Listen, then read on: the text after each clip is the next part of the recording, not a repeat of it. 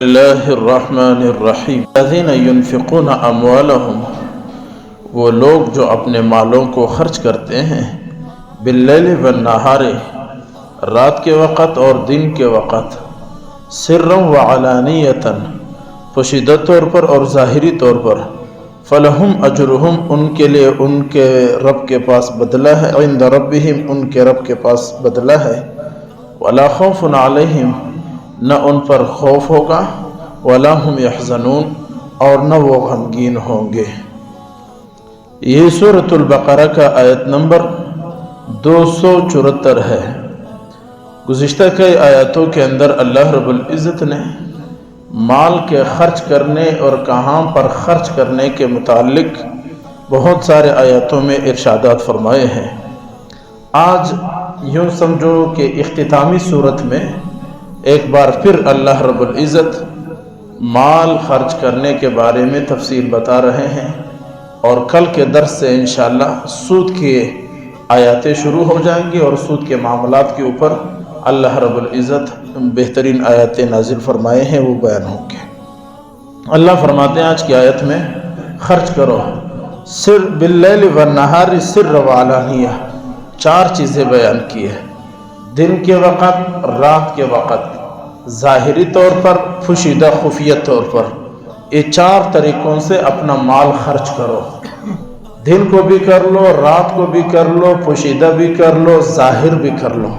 اس کے ایک معنی تو یہ ہے کہ چاروں وقت میں کسی بھی ایک وقت میں خرچ کرو، یا صرف رات میں، یا صرف دن میں، یا صرف ظاہری، یا صرف باطنی طور پر، خفیہ طور پر۔ ایک معنی ہے کہ نہیں، سب وقت میں کر لو۔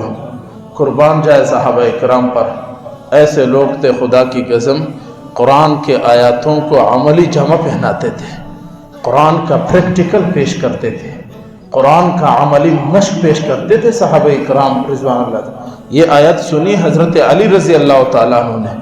حضرت علی کے پاس 4 درہم تھے، ایک رات میں تک خرچ کیا، ایک کو دن میں خرچ کیا، ایک کو مجلس میں خرچ کیا، اور ایک کو خفیہ طریقے سے، صرف اس بات کے لیے کہ آیت پر عمل ہو جائے، دنیا کے سامنے آیت کا پریکٹیکل عملی مشق سامنے آ جائے۔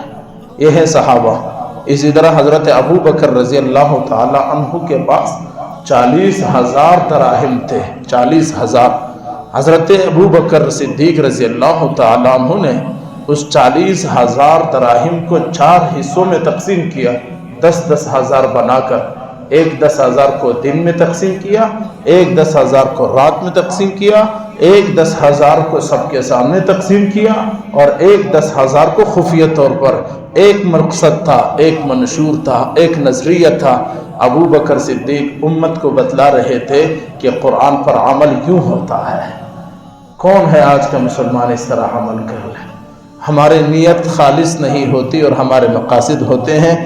اور یہاں پر ایک مسئلہ اور بھی سمجھ لی ساتھ میں، دیکھو اللہ نے کتنا صاف کہہ دیا، دن میں، رات میں، ظاہری اور پوشیدہ۔ کوئی تاریخ ہے، کوئی جمعرات ہے، کوئی تیسرا روز ہے، کوئی 40واں ہے، کوئی سال ہے، کیا ہے؟ یہ جو ہم نے لازم پکڑا ہے، جمعرات کو خیرات کریں گے، یہ ہم نے لازم کر دیا، مردے کے تیسرے روز میں ہم خیرات کریں گے، گائے بکرے ذبح کریں گے، 40 دن پورا ہو گیا، خیرات دے گے چڑھائیں گے، اور سال پورا ہو گیا، پھر گائے بکرے اور دے گے۔ ایمانداری سے بتاؤ، باتیں کرنا تو بہت زیادہ ہیں، چھوڑیے ان سب کو۔ قرآن کیا کہتا ہے؟ یہاں کوئی ٹائم مختص نہیں ہے، دن میں، رات میں، ظاہری اور باطنی، یہ چاروں باتیں یہ بتا رہے ہیں کہ قرآن یہ منشور ہے، قرآن کا دستور ہے قرآن کا، کہ خیرات کا کوئی بھی وقت مقرر نہیں ہے۔ دن بھی ہے، رات بھی ہے، ظاہراً بھی پوشیدہ، ہر وقت 24 گھنٹے خیرات کا ہے، پورا ہفتہ خیرات کا ہے، پورا سال خیرات کا ہے، پورا مہینہ خیرات کا ہے، تیسرا ہے، 40واں ہے، سالانہ ہے، 10واں ہے، جمعرات ہے۔ اسلام اس کا پابندی نہیں دیتا ہے۔ قرآن کی اس آیت نے ہمیں آزاد کر دیا ہے خیرات کے بارے میں، ہم جس وقت چاہیں خیرات کر لیں۔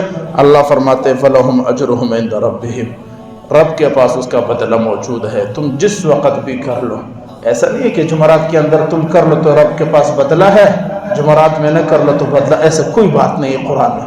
فَلَهُمْ أَجْرُهُمْ عِنْدَ رَبِّهِمْ، اللہ کے ہاں بدلہ ہے، اس کا اجر ہے۔ کب ہے؟ قرآن نے آزاد چھوڑا ہے، کوئی وقت متعین نہیں ہے، جس وقت کرنا چاہو، کوئی تاریخ نہیں، کوئی وقت نہیں، دن اور رات میں، صبح و شام میں، اور ظاہری اور باطنی طور پر ہے۔ اللہ فرماتے اس کا فائدہ یہ ہے، یہ خیرات و صدقات دینے کا، وَلَا خَوْفٌ عَلَيْهِمْ وَلَا هُمْ يَحْزَنُونَ، نہ خوف ہوگا نہ غمگین ہوں گے۔ خوف اور غمگینی میں، حزن میں تھوڑا سا فرق ہے۔ خوف پچھلے کام شدہ پر ہوتا ہے، ایک کام پچھلے ہو گیا، اب انسان کے دل میں خوف اور وہ ڈر ہوتا ہے، اس کو خوف کہتے ہیں۔ غمگین کہتے ہیں آنے والے کسی کام پر پریشان ہونا، اس کو غمگین کہتے ہیں۔